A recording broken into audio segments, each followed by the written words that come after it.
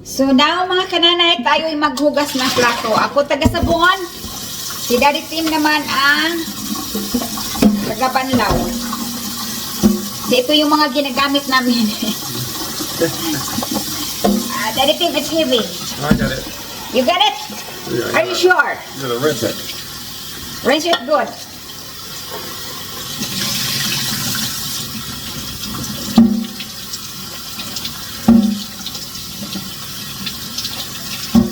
Okay.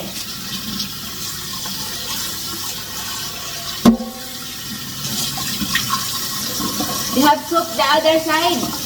I got it all. Okay. Oh, my God! It's sliding.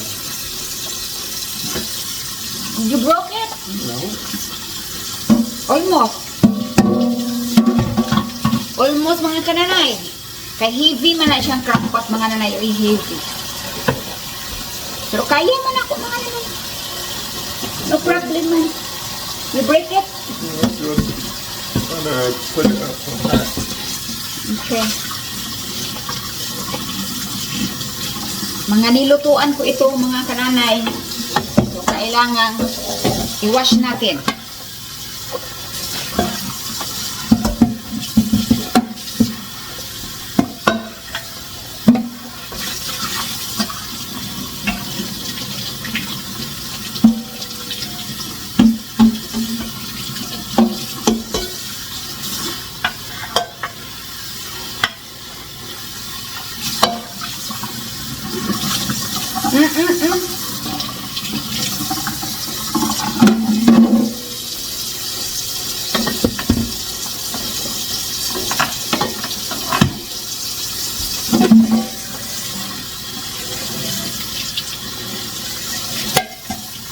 It worked good.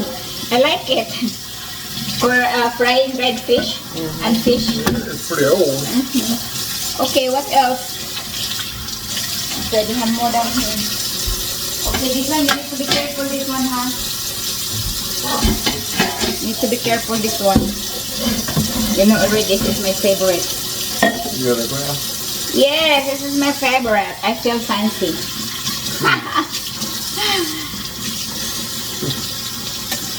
Yeah.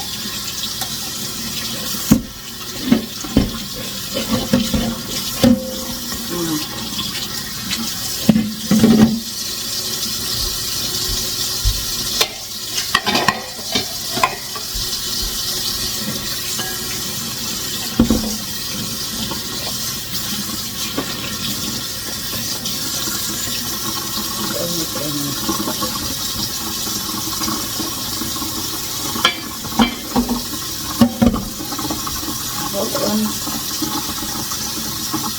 Alright. Careful, careful.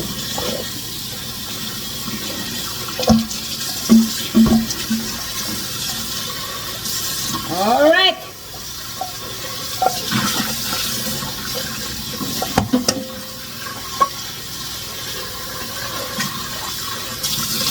Sa mga kananay, ang tanghalian po ngayon ay quinoa. Of course, dried fish. Last na lang ito. Saan kaya tayo maghanap ng ganito? Okay, at steamed eggplant mga kananay, no? O, di ba? Nagsarap ng eggplant ko. Naglalaway ako sa eggplant ko kasi very pretty. Lime lang ito mga nanay. Lime lang siya. Lagyan ng asin, yun lang. Kinamuto na ito ni Kyle. Bulad man.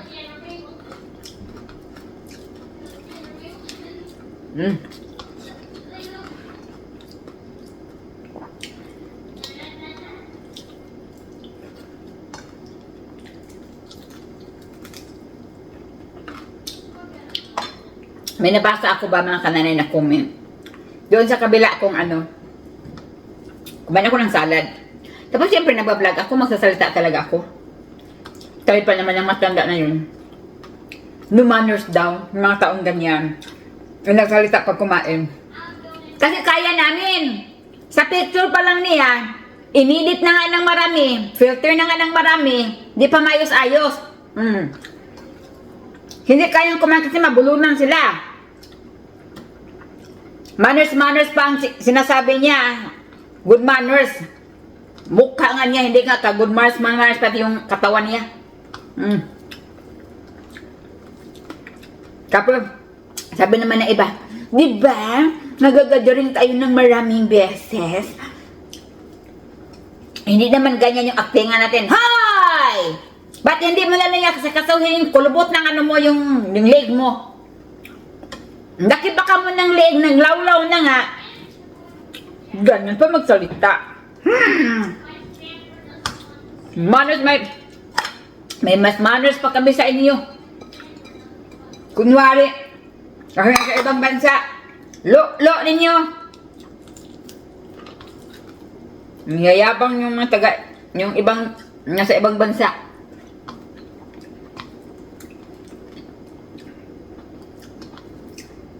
Yung buhok nga, para na nga kinuryente yung buhok na ganyan, ha?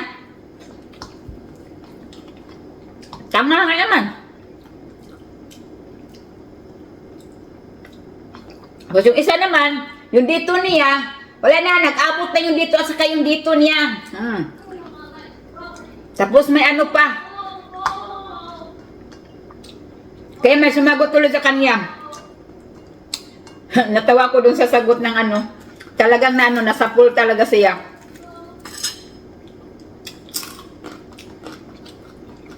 Lami ang mga eh.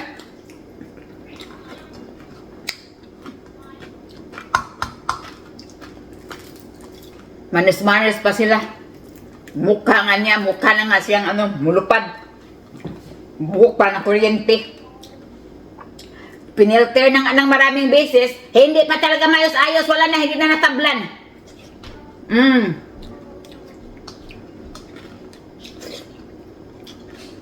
Meron ako dito ang sugar kiss melon.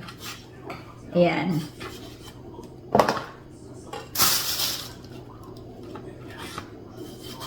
Tingnan natin kung matamis ba ito, no?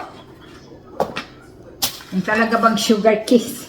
I wonder team where it came from, this one.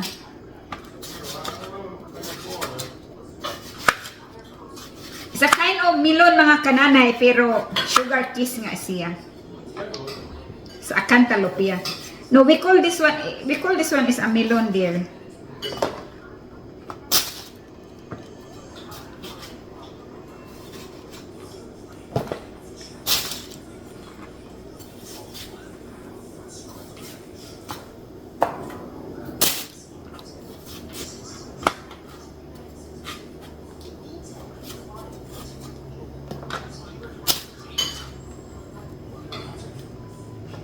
Tugon ako mga lanay, oy.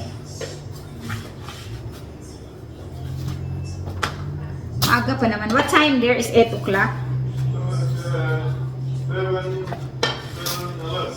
7:11 pa lang mga lanay, pero katulugon ako. Medyo makulimlim kasi sa labas nang dahil umaambon siya. You think tomorrow is gonna rain, dear? It's a little chance of rain. I'm not sure how much.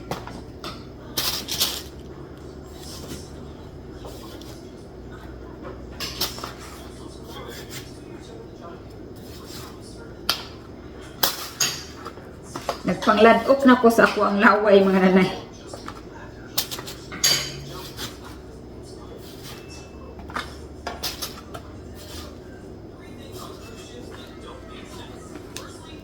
So ngayon, tikman natin the moment of truth. Alright. Sobrang tamis. Very sweet.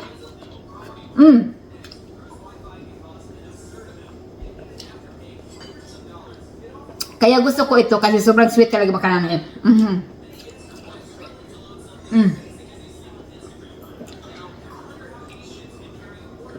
So delicious.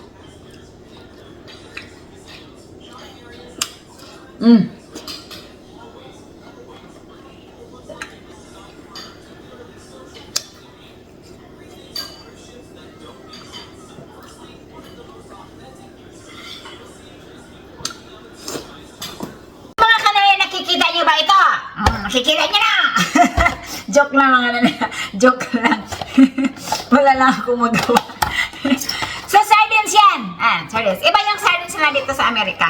Hindi katulad sa atin. Okay, itong klaseng sardines na ito, mga nanay, yung ganito, olive oil ito. Wild Pacific sardines. Waldo ito. Extra virgin olive oil. So, hindi ako kabuhion nito. Hindi ako sinisikmura.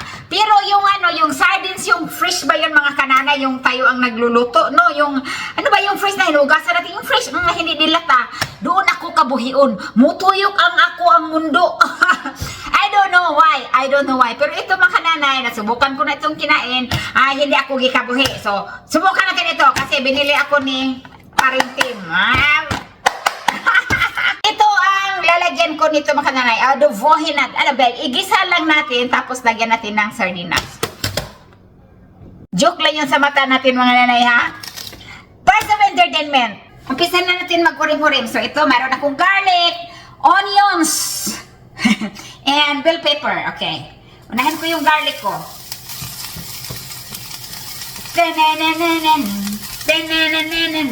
Mukhang ka pa ko, musayaw pa ko, magluto pa ko. Mayroon kayong ganon, wala. Joke lang, mga nanay. Nanay Jenny, parang lasing na hindi nakainom. That's part of entertainment, mga kananay. Okay.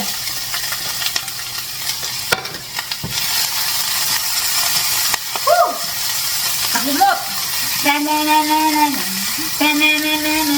Mapasok ulit ka, Jenny, ha ka na, mirisi. So, ilagay na natin ang ating kainan. Usap-usap, mga kananay, yes. Yung isang sardinas, mga kananay, yung tayo ang galing sa palengke, yung fresh ba, sinisikmura ako, pero ito nakain ko na ito, hindi man ako sinisikmura. Pero kung sikmura, hindi, itapon natin ito. Pero nasubukan ko na ito. Yes, baby? What do you want? Every time magluto ako, tumatakbo yan dito. Kasi daw, sabi pa niya, bakit nanganga mo yung bahay natin ng restaurant, no? Ganyan yung siya, mga nanay. Ito yung katawan ng kangkong. Di ba, mga nanay, masarap ito. May tuyo, may isda, lami parts na niyo. Ito, mangita itong mga mahalon, mga kananay, ha? Meron pa naman nag-comment na, ang paksiw pala, pwede palang lagyan ng lemon. Mapait yun. Ay, Bisaya kasi. Kaya kung ano-ano na lang. Pwede! Kananay, hindi natin ito lagyan ng tubig. Lutuin lang natin siya, sa katas lang talaga niya. Oo. Ang bango. Kahit si Nanay Jenny, magwali ko, mabango pa rin. Katawa ko yung mga nanay. Smile, mga nanay. Don't always grumpy. Kaya mo, samot mo, alag kapangit. Pwede na maringgan ba? Meron. Mga grumpy dyan. Mga nanay, biro lang yun sa akin. Pero, biro dalang tinuod.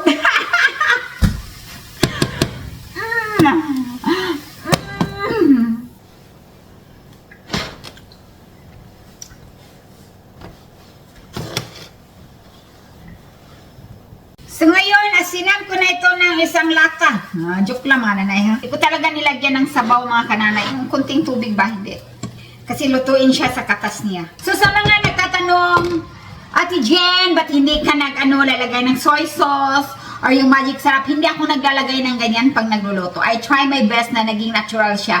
Na walang nagkalasa siya na dahil sa natural niya. Hindi yung nagkalasa na dahil nilalagyan ng kung pangpalasa kung ano-ano. Lami kayo. Maka-only rice ng taanay. Ang problema ni mga nanay, no? Yung rice. Mapadami ang luto mo sa rice sa ganitong mga luto. Yes. At tikman na rin natin, mga kananay. Kauno na po na ito. Pakita na ko sa inyo ba? Fancy.